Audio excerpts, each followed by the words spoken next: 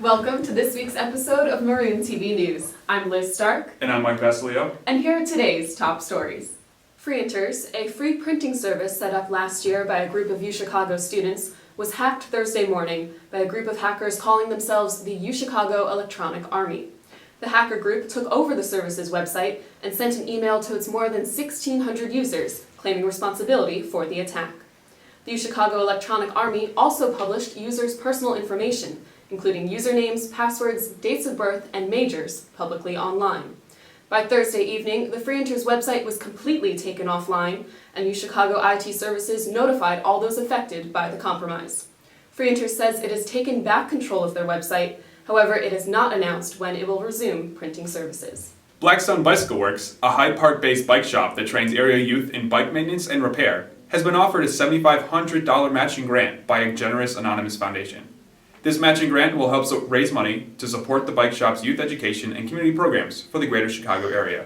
Online donations submitted before December 31st are eligible for matching. For more information about Blackstone Bicycle Works and how to donate, visit www.experimentalstation.org/donate. Harper Court's grand opening was last week, featuring a live performance by Grammy Award-winning singer Estelle and a ribbon-cutting ceremony attended by Mayor Rahm Emanuel and UChicago President Robert Zimmer. Harper Court is located on 53rd Street and provides 1.1 million square feet of space for restaurants, stores, and businesses. A stage adaptation of Homer's classic The Iliad returned to the Court Theater this week. Titled An Iliad, the production features only one character, the poet. Played by Timothy Kane, the poet has retold the story of the Trojan War for thousands of years. An Iliad is the recipient of the OBIE Award win and of the Jeff Award for Best Solo Performance. The show will be running until December 8th. Tickets are available on the Court Theater website, courttheater.org. A Lincoln Park-based skee-ball league has recently expanded to 710 Lanes, a restaurant and bowling alley near the UChicago campus. Ski Leagues has been hosted at Glasgow Saloon in Lincoln Park for the past 2 years, but due to popularity, has expanded to Hyde Park. 2 tickets to a Bulls game was the grand prize for the first tournament held on Monday night. On Monday, the Gray Center Lab opened a new exhibit by Toronto-based artist Chase Joint.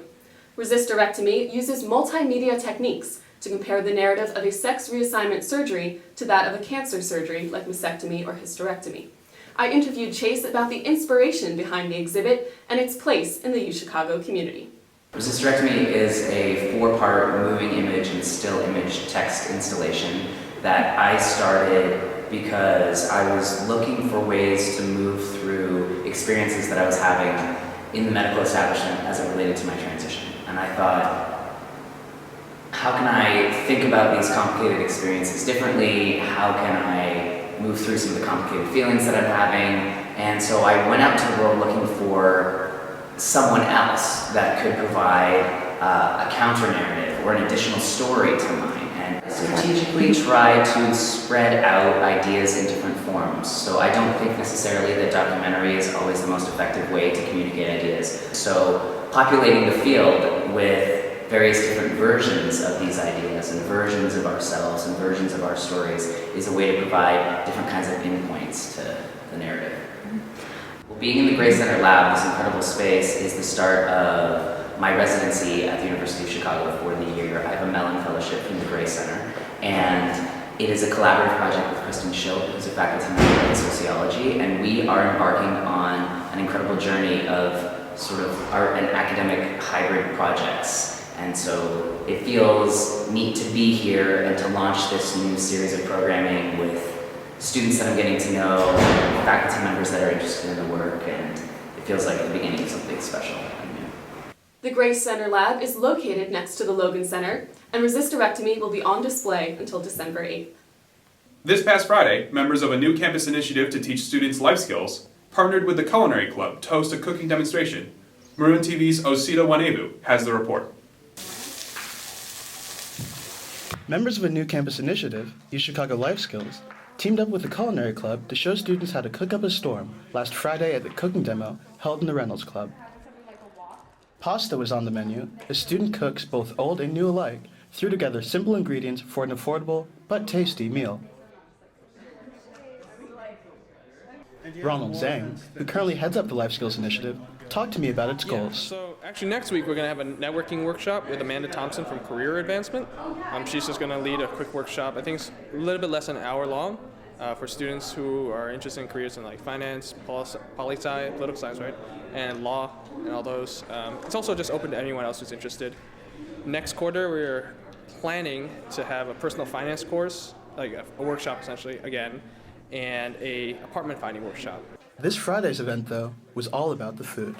Osita Wanevu, Maroon TV News. On Thursday, Joe Scarborough, the conservative co-host of MSNBC's Morning Joe, came to the University of Chicago to talk about his new book, The Right Path. Sean Graff has the full story. On Thursday, Joe Scarborough, host of MSNBC's Morning Joe and a former congressman, came to the University of Chicago to discuss his new book, The Right Path, in which he discusses how the Republican Party can once again regain national prominence.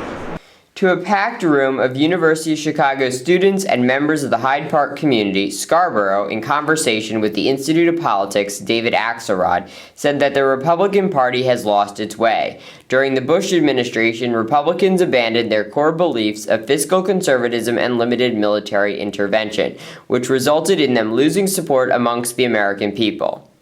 Yet in spite of this critique, Scarborough asserts that the Tea Party movement associated with Republican extremism is not the correct response to the Republicans' record-low approval amongst the American people. Rather, Scarborough says, Republicans should return to the policies of President Reagan and President Eisenhower, who were pragmatists, yet held firm to their commitment to core conservative values.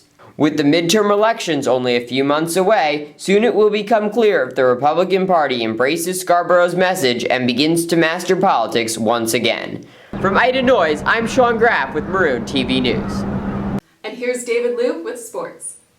The men's basketball team suffered a tough loss in their opening game. It was a tight game through the first 12 minutes, but the Vikings went on a 15-2 run, and the Maroons just never recovered.